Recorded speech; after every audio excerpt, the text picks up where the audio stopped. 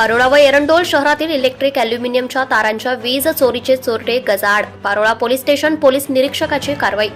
Parola police station प्रभारी अधिकारी श्री सुनील पवार यांना गोपनीय माहिती मिळाली की सांगवी तालुका पारोळा गावाच्या शिवारात महाराष्ट्र राज्य विद्युत मंडळाचे इलेक्ट्रिक प्रवाह करणारे पोलवरील ॲल्युमिनियम तार चोरी करणारी टोळी संशयितरित्या फिरत असल्याबाबत गोपनीय माहिती प्राप्त झाली.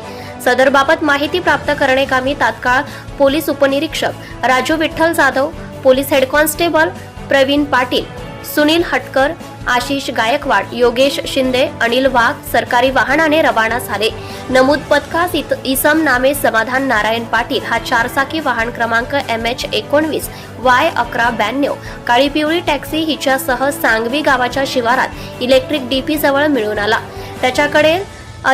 त्याच्याकडे अधिक चौकशी करता तो उडवाउडवीची उत्तरे देऊ लागला. त्याच्याकडे एक तार कापण्याची पकड मिळून आली व एरंडोल व पारोळा तालुक्यात 3 ठिकाणी इलेक्ट्रिक तार चोरीची कबुली त्यांनी दिली आहे. त्याच्यासोबत अजून 2 साथीदार होते.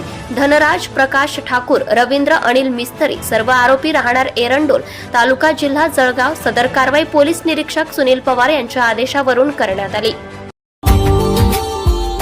Subscribe now and press the bell icon. Never miss an update.